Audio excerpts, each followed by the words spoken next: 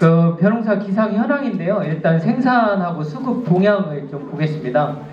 그 저희가 벼 재배 면적이 그 2020년도에는 10,000헥타가 넘었었어요. 근데 작년에 우리가 9,868헥타로 조금 줄었습니다. 그 원인은 아까 의장님도 뭐 잠깐 말씀을 하셨는데 그 재배 면적 감축이 좀 의무적으로 시행이 되고 있어요. 그 영향도 있고 3, 4년 전부터 저희 부여 관내에 타작목들이 많이 들어오기 시작했습니다. 그래서 논콩이라든지 이런 사료작물이나 이런 것들이 많이 들어왔고요. 그 다음에 작년에 또 결정적으로 논 면적이 줄어든 원인 중에 하나가 가루쌀이 좀 많이 들어왔습니다. 그래서 저희가 재작년부터 가루쌀을 재배를 하기 시작했거든요. 그래서 재작년에는 한 110헥타 정도 했었고 작년에 저희가 부여 관내에서 363헥타 정도 재배를 했었습니다. 그래서 재배 면적은 좀 줄었다 이렇게 생각을 하시면 될 것 같고요. 저희 기관에서 주로 하는 일이 요즘에 가장 많이 하고 있는 게 저희가 종자를 보급하고 있는 일입니다.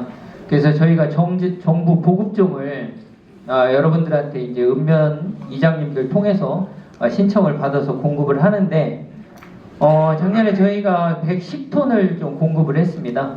이거는 보급종만 해당되는 거고요. 평안벼나 이런 것들은 다 빠진 내용이에요. 그래서 가장 많이 나가는 게 저희 관내에서는 친들이 되겠습니다.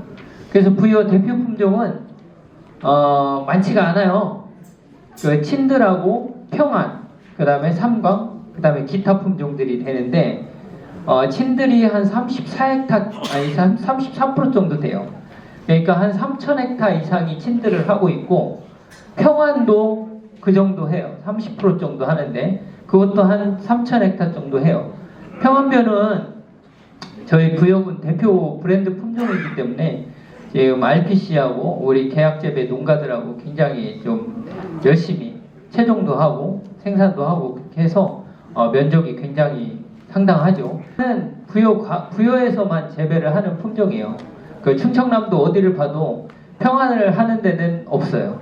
그래서 부여에 아주 특화되어 있는 품종입니다. 여기에는 나와 있지 않아요. 여기 보면은 그 평안벼 이게 그 RPC에서 공급한 수량이거든요. 그래서 한 100톤 정도 작년에 이렇게 공급을 한 내용이에요. 그 벼 주요 품종 특성을 보시면은 여러분들 책자에 이 내용이 다 있어요. 그래서 여기 보시면은 우리가 지금 정부 이제 그 수매 품종 중에 부여군이 삼광하고 친들이 들어가요. 그래서 삼광 여기 보시면은 중만생종인 건 다 아시고요.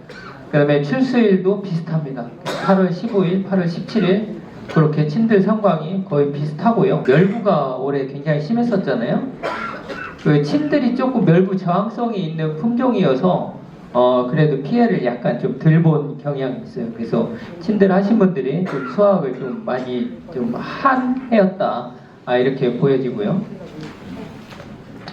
그 다음에 이 삼광벼 품종 특성인데 우리 부여 관내에서는 삼광벼가 되게 좋긴 좋아요. 이게 한 17% 정도 부여 관내에서 재배를 하거든요. 근데 밥맛이 우수한데 이거 재배를 많이 안 해요. 왜 그러냐면 여러분들 너무 잘 아시잖아요. 도복의 위험성이 좀 있어가지고 재배를 많이 안 하지만 그래도 그 벼로서는 굉장히 좋은 품종이다. 이렇게 아시면 될 것 같고. 근데 여러분들 여기서 조금 의문이 드는 게 있으실 거예요. 도대체 왜 평안벼는 부여에서 그렇게 많이 재배를 하는데 정부 보급종이 안 나오잖아요. 그죠? 친들이나 삼광은 다 정부에서 보급 재배를 해서 종자를 생산해서 여러분들한테 보급을 하는데 평안벼는 공급을 안 해요. 그게 고품질하고 다수하게 그 결정짓는 한 가지 가장 큰 원인 중에 하나가 담보당 키로수예요. 키로수. 그래서 이 삼광을 보면 569kg잖아요. 그죠? 근데 그거 고품질하고 다수학을 결정짓는 게 570이에요. 그래서 평안벼가 570kg예요. 담보당. 그래서 평안벼가 고품질이 아니기 때문에 여기서 말하는 고품질은 이 수치상의 고품질인 거고 사실 평안벼 굉장히 좋은 쌀이에요. 근데 단지 이 기준 때문에 평안벼는 다수학 품종으로 분류가 되고 이 삼광벼는 고품질로 분류가 되는 거예요. 그래서 저희가 이 평안벼를 고품질 품종으로 조금 육성을 하기 위해서 지금 종자원하고 그 진흥원, 종자진흥원하고 이런 기술원하고 굉장히 노력을 좀 하고 있어요. 이게 되면은 저희도 이제 정부 보급종으로 좀 받을 가능성이 있긴 있는데 아직은 저희가 열심히 더 노력을 해야 될 것 같습니다. 그렇게 하시면 될 것 같고요. 친들은 여러분들 너무 잘 아시는 품종이잖아요. 그래서 얘들은 벼멸구하고 흰잎마른병, 그 다음에 줄무늬 잎마른병이 좀 강한 편이에요. 근데 여기 이제 바이러스나 해충에는 조금 약하다고 돼 있는데 작년에 보니까 그런 큰 예를 겪고 나 보니까 친들도 웬만큼 저항성은 다 있다 이렇게 판단이 됩니다. 그 안평은 좀 저희가 많이 하진 않아요. 그래서 일단 저희 작년에 도대체 벼농사를 어떻게 했는가에 대해서 좀 여러분들이 짚고 넘어가야 되는데 사실 뭐 드릴 말씀이 없어요. 여러분들 너무 잘 아시고 또 여기 나와 있는 이 사진 5장 속에 여러분들이 작년에 겪었던 내용들이 다 들어가 있습니다. 고생들 진짜 많이 하셨고요.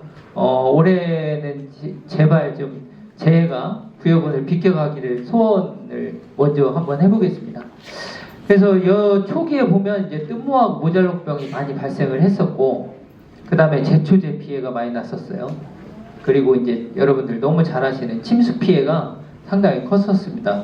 그리고 이제 8월 말 9월 초중순까지 이제 그 멸구가 또 극성을 부렸었고 그로 인해서 그 9월 장마라고 하긴 뭐하지만 9월에 이제 폭우가 왔을 때 그로 인해서 다 이제 도복된 필지도 굉장히 많았었습니다. 그런 한 해였어요. 그래서 여러분들이 벼농사 하시는 분들한테 저는 진짜 감사의 말씀을 드리고 싶습니다. 이런 거 다 이겨내시고 그래도 평년작은 하신 것 같아가지고 애쓰셨다는 말씀을 드리고요. 전체적으로 총평을 해보면 6.62 때 일교차로 모잘록병이나 뜸모가 좀 많이 발생을 했었어요. 아까 말씀드렸다시피 자세한 내용은 뒤에서 또 말씀을 드릴 거고요. 그 다음에 7월 집중호우로 조금 우리가 수행해야 될 중간벌떼기라든지 아니면 이런 거를 조금 못했어요. 그래서 이제 생육이 좀 떨어지는 그런 부분도 있었고 그 다음에 8월 9월에 멸구가 좀 많이 발생했었습니다. 여기 이 멸구 피해 사진은 작년에 저희가 이제 양화 지역이 좀 심했었거든요. 제일 먼저 나오기도 했었고 그때 찍은 포장 사진인데 좀 심각했었습니다.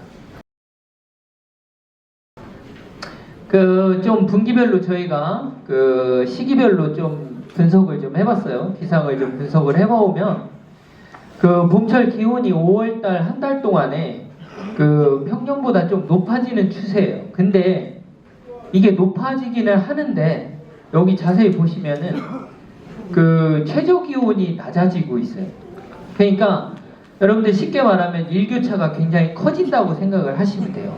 그래서 일교차가 커질 때 발생할 수 있는 육묘 기간에 발생할 수 있는 생리 장애라든지 병을 보면은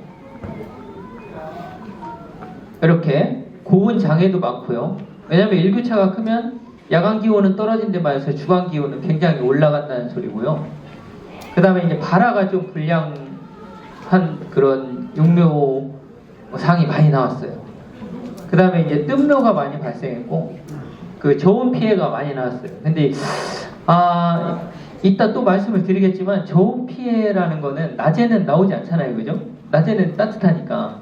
근데 밤에 나온단 말이에요. 근데 여러분들이 육묘상이 대부분 하우스 하나 이렇게 해놓은 데도 있고 그 다음에 밖에 이렇게 해놓은 데도 천차만별인데 좀 신경을 좀 덜 쓰시는 것 같아요. 저희가 보면.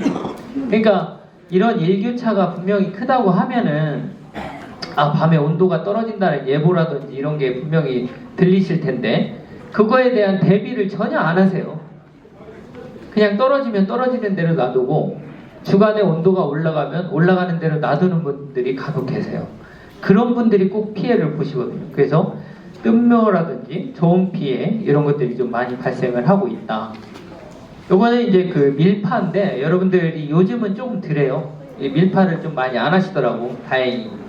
근데 이게 그 상자당 들어가는 파종량이 있는데 그거에 막 2배, 2.5배 막 이렇게 넣는 분들이 있어요. 그러면은 이렇게 뿌리가 이제 발화를 해서 생육을 하면 뿌리가 엉키잖아요. 그럼 이제 더 이상 확장 공간이 없어지면서 들고 일어나는 현상이에요. 그래서 여기가 이렇게 볼록볼록 이렇게 다 들고 일어났어요. 그러면 뿌리가 묘상에서 뜨게 되면 얘들이 수분 흡수도 잘 안 될 뿐더러 요 안에 양분도 많이 없어지고 그 뿌리의 호흡이 너무 많아져서 장애를 입게 돼요. 그래서 이런 모파는 굉장히 사용하기 어렵다 이렇게 생각을 해주시면 되고 적정 파종량이라든지 이런 거는 이따가 다시 말씀을 드리겠습니다. 그 다음에 저희가 이제 그 육묘를 잘 끝내고 이제 이양을 하게 되는데 부여고는 그 제일 빨리 심는 지역이 아마 외산하고 성성 쪽이 제일 빨리 심는 걸로 저희는 보고 있거든요. 근데 저희는 적정 이양 시기라는 게 있어요. 또 부여군이 이 지역에 맞는 적정 이양 시기가 있는데 그거는 5월 25일에서 6월 1일까지로 보고 있습니다. 그래서 그 안에 이양을 다 하시면 좋은데 여러분들이 다 내 기계를 가지고 내가 다 이양을 하는 것도 아니고 이제 다 그 기계를 장비를 불러서 순차적으로 하게 되는데 될 수 있으면 그래도 이 기간 안에 5월 25일에서 6월 1일 안에 이렇게 이양을 해주시면 부여 지역에서는 딱 맞겠다 이렇게 생각을 하시면 되고요. 평균 기온이 전년보다 좀 낮았어요. 그거는 이제 그 비가 또 많이 오고 그랬다 보기 때문에 온도가 좀 낮은 편이었어요. 그래서 그에 따른 장애들도 많이 나오는데 일단 이양을 하게 되면 저희는 이제 그때부터는 이제 병해충과의 싸움이 이제 시작이 됩니다. 물론 잡초도 해당이 되지만 지금은 많이 이런 증상이 좀 덜해요. 물바구미 혹시 작년에 피해 받으신 적 있나요? 물바구미? 이게 여러분들이 상자 처리제를 한 시기부터 이 물바구미 피해가 그렇게 많이 발생을 하지 않았어요. 그래서 그건 진짜 다행인데 혹시 여기 친환경 재배하시는 분들 있잖아요. 친환경 벼 재배하는 필지에서 이 물바구미가 간혹 나옵니다. 그런 분들은 친환경 제재라든지 이런 걸로 꼭 방제를 철저히 하셔야 돼요. 그래서 여기 보시면은 하나만 말씀드리면 이 벼 물바구미가 성충이 가해한 거는 이렇게 연맥을 따라서 세로로 이렇게 가해를 합니다. 그리고 더 심각한 거는 유충이에요. 유충. 여기 유충이 뿌리를 이렇게 다 갉아먹습니다. 밑에서. 그 뿌리를 갉아먹게 되면 일단 생육이 굉장히 안 좋아지겠죠. 그 다음에 뿌리 생육이 안 좋으니까 분할을 하는 게 늦어요. 늦을 뿐더러 분할 경수라고 하는데 분할 경수도 작아져요. 그래서 생육이 늦고 분할 경수가 작아지면 어떻게 되는 거예요? 수확량이 떨어지잖아요. 그죠? 그러니까 초기에 혹시라도 내 눈에 이런 증상이 보인다 하면 반드시 방제를 하셔야 돼요. 이게 뭔지 모르겠다 하시면 저희한테 출장을 나와달라 하시면 돼요. 그러니까 여러분들 잘 염두에 두셨다가 이렇게 방제하시면 되고 요거는 실제 포장이에요. 저희 부여군에서 발생한 실제 포장. 이건 제초제 피해예요. 이게 논이 2필지가 아니고요. 한 필지예요. 이게 한 필지인데 여기는 굉장히 좋죠. 여기는 굉장히 생육이 안 좋아요. 이거는 농약을 제초제를 했는데 이양 동시로 했는데 여기다 착각을 하고 중복살포를 한 거예요. 하다 보니까 이제 생각이 난 거예요. 아, 내 살포를 했네. 그리고 괜찮겠지 하고 이제 지켜본 거예요. 며칠을. 근데 이렇게 된 거예요. 그래서 여기는 어떻게 했냐면 제가 한 일주일 동안 계속 나가봤거든요. 이게 생육이 어떨지 몰라서. 근데 도저히 가망이 없어서 다시 이양을 하시라고 해서 이양을 하고 수확은 정상적으로 그래도 하셨습니다. 그러니까 제초제가 그만큼 무서운 거예요. 그리고 요거 하나 말씀을 꼭 드려야 되는데 여러분들 6월 말 7월 기온이 어때요? 요즘? 굉장히 높죠? 거의 뭐 40도에 육박하는 날씨도 나오고 30도 후반에 이제 뭐 기본으로 들어갑니다. 근데 이 증상이 굉장히 많이 나왔어요, 작년에. 그래서 여러분들이 이거 보시면은 이게 쇠녹반점인지 도열병인지 잘 구분도 안 되시죠? 깨시무늬병인지. 이게 증상이 비슷하단 말이에요. 근데 이 쇠녹반점은 나오는 시기가 있어요. 그래서 이양하고 이때 우리가 7월 초순, 그러니까 6월 중하순부터 7월 초순까지, 그때는 여러분들이 포장을 돌아다녀 보면은 도열병이라든지 깨시무늬병이라든지 이런 게 나올 시기가 아니에요. 그래서 혹시라도 이양 초기에 이런 증상이 보인다 하면 그냥 이 증상이라고 쇠녹반점이라고 생각을 하시면 돼요. 그래도 무방할 것 같고, 만약에 정 의심스럽다 하시면 저희한테 연락을 하시면 되는데, 얘들은 어떤 특징이 있냐면 유기물이 좀 많은 놈들, 그죠? 거름이 많이 들어간 놈들, 그런 놈들이 온도가 급격하게 높아지면서 토양 미생물이라든지 이런 것들이 활동을 굉장히 많이 하다 보면 급격하게 벼가 먹어야 될 산소를 얘들이 다 뺏어가요. 그래서 뿌리 활력이 굉장히 떨어져요. 그래서 얘들은 약을 하는 게 아니라 물 걸러대기만 해도 금방 회복됩니다. 일주일만 해도 회복이 돼요. 그렇기 때문에 혹시라도 이양 초기에 이런 증상이 보인다 하면 여러분들 너무 걱정하지 마시고 이렇게 물 걸러대기를 통해서 좀 지온도 낮추고 또 쇠물을 또 넣어주고 그런 과정을 통해서 좀 회복을 기대해 볼 만합니다. 그래서 이거는 그렇게 크게 걱정할 건 아닌데, 이거를 방치하게 되면 심해지면 수확량에 영향을 미친다는 거, 그거는 꼭 염두에 두시고요. 그 다음에 7월달 이제 저희가 신장기로 접어드는데, 이때는 7월 중순부터 8월 중순까지 평균 기온이 굉장히 높아졌어요. 그래서 여기 보시면 최저 기온이 24.7도예요. 23년하고 평년하고 비교를 해봐도 굉장히 높은 수준이에요. 여러분들이 1도 차이, 뭐 1.5도 차이 별거 아니라고 생각할지 몰라도 이 정도 온도 차이면 벼나 사람이 느끼는 그 차이는 엄청 큰 거예요. 그래서 작년에 최저 기온도 높았고 최고 기온도 이 시기 때 굉장히 높았습니다. 그런데 비해서 강수량은 얼마 안 되죠. 그래서 비는 이 시기에 얼마 안 와서 일조 시간도 어느 정도 확보를 했었다, 이렇게 보시면 되는데, 이 시기에 나오는 게 이제 도열병 이런 것들이 나오기 시작해요.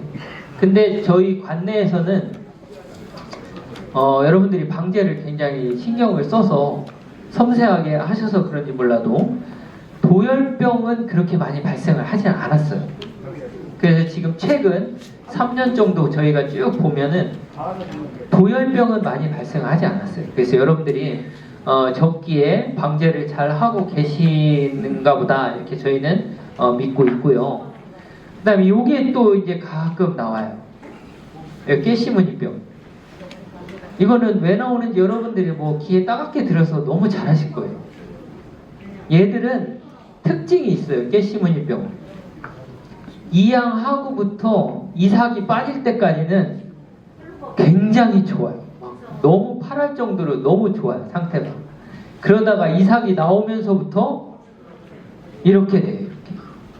이건 왜 그러냐면 양분 용탈이 심한 논, 그러니까 사질토 이런 데 있잖아요. 물빠짐이 심한 논, 이런 데서 양분 용탈이 심하기 때문에 후기에 벼가 먹어야 될 양분이 다 밑으로 빠져나가는 거예요. 그래서 먹을 양분이 없으니까 이렇게 생리장애, 세포가 괴사되면서 깨시무늬병이 나타나요. 심한 논, 이거는 여기네요. 부여에서 나온 논이에요. 이게 이 깨시무늬병인데 전체가 이렇게 다 돼 있습니다. 전체가 이거보다 더 심한 정도로 돼 있는데 저 논은 거의 수확을 못했습니다. 그만큼 위험한 거고요. 이거를 좀 어떻게 극복하냐면은 이따 또 말씀을 드릴 텐데, 이삭거름 주는 방법이나 이런 시용 방법으로 좀 해결을 할 수 있습니다. 그건 좀 보시면 되고, 그 다음에 이 목노린제도 여러분들 너무 잘 아시죠? 우리가 오래전에 이것 때문에 좀 피해를 본 적이 있어서 너무 지금은 방제를 너무 잘하시고 간혹 나오긴 나와요. 요새도 방제 안 하시는 분들은 이게 나옵니다. 근데 아까 벼물바구미는 이렇게 연맥을 따라서 세로로 가열을 했잖아요. 그죠? 근데 이 먹노린재는 이렇게 옆으로 가열합니다. 옆으로. 그래서 이렇게 일단 물관 체관이 다 끊기기 때문에 그냥 위에 잎들은 그냥 꺾여서 다 고사하는 그런 형태를 보이게 돼요. 이것도 그냥 놔두면 피해가 굉장히 심해지는 건데 여러분들이 이것도 적기 방제를 너무 잘 하시고 계세요. 그래서 일단 이런 먹노린재도 피해를 줄 수 있다. 홍명라방 2년 전에 저희가 굉장히 고생했던 건데 작년에 벼멸구에 좀 가려져 가지고 얘가 주목을 좀 못 받았어요. 근데 작년에도 많이 있었어요, 사실은. 그래서 홍명라방은 그 적기 방제가 가장 중요한데 이따 세부적인 내용은 말씀을 드릴 거고요. 저희가 작년하고 재작년하고 홍명라방 그다음 벼멸구가 나왔는데 저희는 올해 도대체 어떤 해충이 또 발생을 할지 너무 고민이 되고 지금 조마조마합니다, 사실은. 그래서 나올 가능성이 있는 그 병해충을 저희가 지금 쭉 찾아보고는 있는데 여러분들이 방제나 이런 거 저희가 문자나 이런 거 보내드릴 때 조금 세심하게 좀 읽어주셨으면 좋겠어요. 저희가 예보도 해드리고 그 문자도 미리 서비스를 해드리거든요. 그러니까 그런 거를 좀 잘 보시고요. 저희가 따라 주십사 하는 내용들을 좀 충실하게 이행을 해주셨으면 좋겠습니다. 네, 세규 후기인데 여러분들 너무 잘 아실 거예요. 그 온도가 9월 중하순까지도 거의 열대야가 나올 정도로 굉장히 높았습니다. 그래서 고생들 많이 하셨는데 벼멸구가 다 발생할 수 있었던 가장 큰 원인도 사실은 요거였습니다. 온도. 그래서 보시면 고온이 9월 강우하고 겹쳐지면서 벼멸구가 굉장히 좀 많이 발생을 했었습니다. 일단 그래서 피해를 입은 농가도 굉장히 많았었고 그래서 저희가 좀 따져보니까 멸구 피해를 발생한 필지를 저희가 보니까 한 400헥타 정도가 나왔어요. 그거면은 그 전체 면적의 우리 부여군 재배 면적의 한 4% 정도 되는데 적은 양은 아니었어요, 사실은. 근데 필지 수로 계산을 한 거지. 이게 그 한 필지에서도 조금 나온 데 있고 많이 나온 데 있고 이러니까 그래서 그거보다는 좀 적긴 했을 텐데 그래도 굉장히 많이 나왔었다.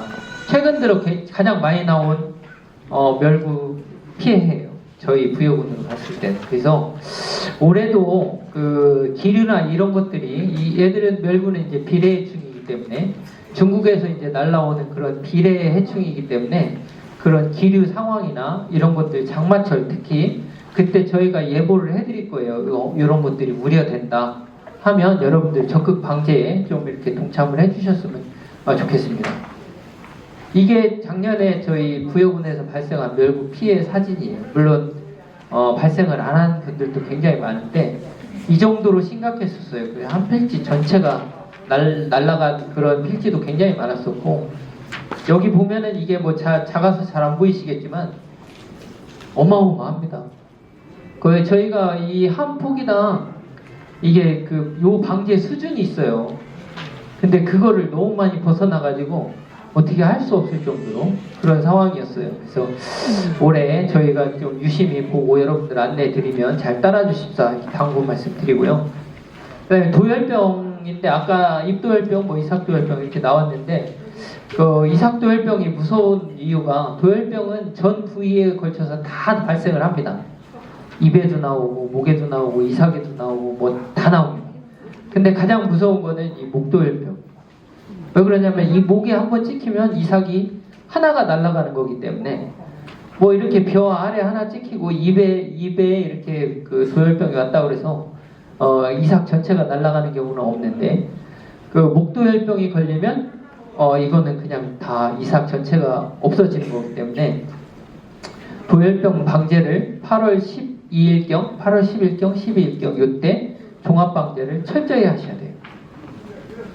이삭누룩병인데 이거 이따 피해 자세하게 병해충에서 말씀을 드릴 거고 그러다 보니까 벼대가 너무 그 멸구 피해로 인해서 볏대가 너무 약해졌잖아요.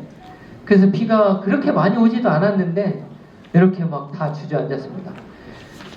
멸구 피해 노는 다 주저앉았어요. 이렇게.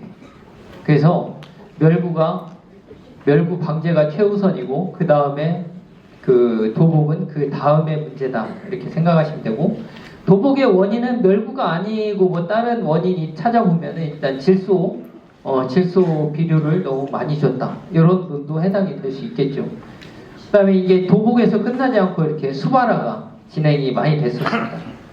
일단 수발화가 되면은 상품성이 떨어지겠죠. 그래서 일단 수매도 못하고 뭐 그런 상황까지도 갈 수 있을 텐데, 그러면은 여태 올해 발생한 내용들을 우리가 어떻게 좀 슬기롭게 좀 극복을 해봐야 될까? 그거를 고품질 그 쌀 생산 기술과 좀 곁들여 가지고 말씀을 드릴게요.